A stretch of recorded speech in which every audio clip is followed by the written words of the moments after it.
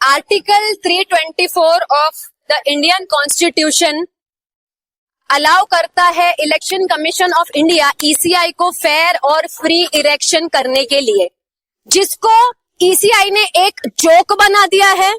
और सिर्फ वो आर्टिकल को ही नहीं, हर एक नागरिक जो बड़े मन से और अपना डेमोक्रेटिक राइट प्रैक्टिस करता है, इलेक्शन में जाके लंबी लंबी लाइनों में अपने डॉक्यूमेंट्स जमा करके लाइन में लग के वोट देने जाता है, उनके साथ ये घोटाला किया गया है। ये कोई पक्ष, ये कोई सरकार के लिए नहीं है, ये हमारे संविधान के लिए है, जो आपका है, मेरा है, हिंदू मुस्लिम सिख ईसाई सबका है। वोटिंग अधिकार ही तो सिर्फ एक बच गया है जो हमारा खुद का है। अदरवाइज हमको पता है कि हमारा देश किस दिशा में जा रहा है और कहाँ पे जा रहा है। हर रोज हमको मंदिर मस्जिद भोंगे, कुछ सेंसिटिव टॉपिक पे, कोई रिलीजियस टॉपिक पे ही बात देखने को मिलती है। कोई भी प्रगति की या कोई भी फैक्ट्स या फिगर्स पे बात होती नहीं। इनको कैसा, इनको बात करनी ही नहीं है। जो भी इनके ऊपर एलिगेशंस लगे हैं, ये 2024 के लोकसभा में भी और 2024 के विधानसभा में भी बार बार हर बड़ा नेता बोल रहा था कि कुछ तो भी गड़बड़ चल रही है, कुछ तो गड़बड़ हो रही है, घोटाला हो रहा है, रिजल्ट्स, पोल्स, लोगों की मेहनत, सारी चीजों के विपरीत रिजल्ट कैसा आ रहा है, कुछ तो गड़बड़ चल रही है। प्लस हमको सोशल मीडिया पे ऐसी चीजें देखने को मिल रही थी, ऐसी वीडियोस आ रही थी कि एक चाचा का इंटरव्यू हो रहा है गांव साइड में, वो 7-7, 8-8 वोट दे रहा है एक इंसान। और हम लोग लोकल लोग यहाँ पर जब इलेक्शन हो रहा था तो हम लोग सुपरविजन करने के लिए जाते थे, हमारे पास लोग आते थे, बड़े अच्छे responsible citizen, teachers, principles, businessman लोगों के साथ भी ये हुआ है कि वो जीवित जिंदा सामने खड़े हैं और उनका वोटर आईडी पे, उनके यूआरबी पे किसी और का फोटो और किसी और का नाम है। तो इलेक्शन कमीशन का ये सब ड्यूटी है ना सारी चीजें करने का। अब अबव दैट जब उनको ये सारे सवाल किए गए तो उन्होंने अपनी वेबसाइट पर से डिजिटली जो लिस्ट लगाई थी उसको हटा करके स्कैन्ड कॉपी डाल दी। अब बहुत सारे लोग बोलेंगे अरे डाला तो है, अरे मगर दिमाग यूज कीजिए कि स्कैन्ड कॉपी में करोड़ों में अगर किसी को मुझे ढूंढना है तो वो मुश्किल होता है, वेयर डिजिटली रहे तो it's easy to find out लोगों को अगर ढूंढना है तो। अब उस पे एलिगेशंस पे ईसीआई ये बोलता है कि all these allegations are misleading.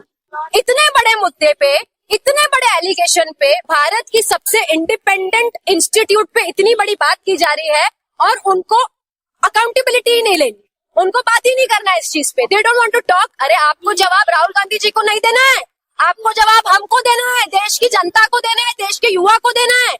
क्या सिखाएंगे हम अपने आने वाले युवा को? ये तो वही बात हो गई।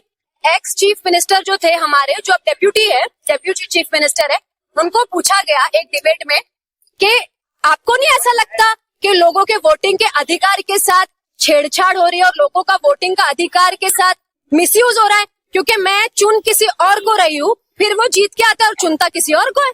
ये तो हो ही रहा था हमारे देश में अभी पिछले 2.5 साल में कि हम किसी को चुन रहे, वो जीत के किसी और को चुन रहा है।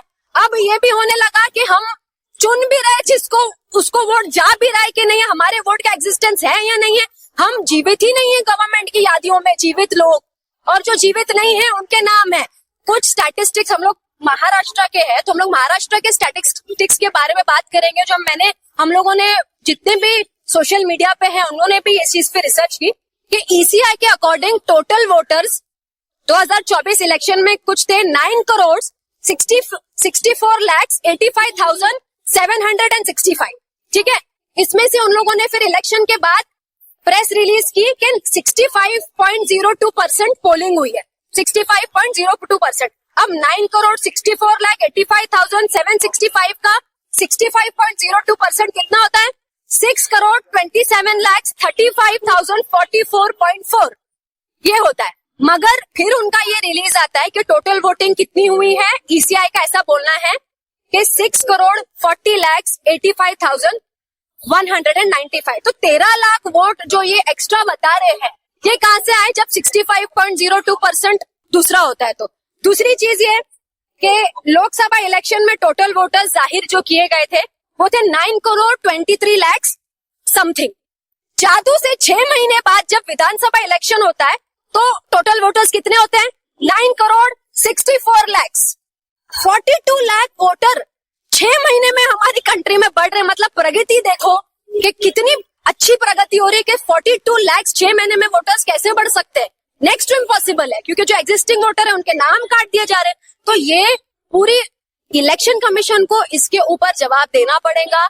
ये जो चीटिंग से गद्दी पे बैठे हैं, वोट चोरी किया हुआ है भारत देश के लोगों का, उनको जवाब देना पड़ेगा। कब तक ये चुप रहेंगे? कब तक दे विल नॉट टॉक? आप कह रहे हैं कि इलेक्शन कमीशन को जवाब देना पड़ेगा, लेकिन जब इलेक्शन कमीशन से सवाल होता है तो उसका जवाब तो बीजेपी के लोग दे रहे हैं। एग्जैक्टली मैं हम लोगों का बोलना यही है कि जो आर्टिकल 324 है वो इंडिपेंडेंट बताता है इलेक्शन कमीशन। कोई पॉलिटिकल पार्टी उनके बिहाफ में बात कर ही नहीं सकती है। वो एक इंडिपेंडेंट बॉडी है, उनको फ्री और फेयर इलेक्शन करने का संविधान हक देती है, अधिकार देती है। मगर आज की तारीख में, क्योंकि हमने लड़ना छोड़ दिया ना, हम लड़ नहीं रहे। हमारे देश के नागरिक हर चीज पे चुप है। ये शुरू हुआ था एक पर्टिकुलर कम्युनिटी को टारगेट करते हुए, ठीक है, ये समाज में माइनॉरिटीज को टारगेट करते हुए इन्होंने ये शुरू किया।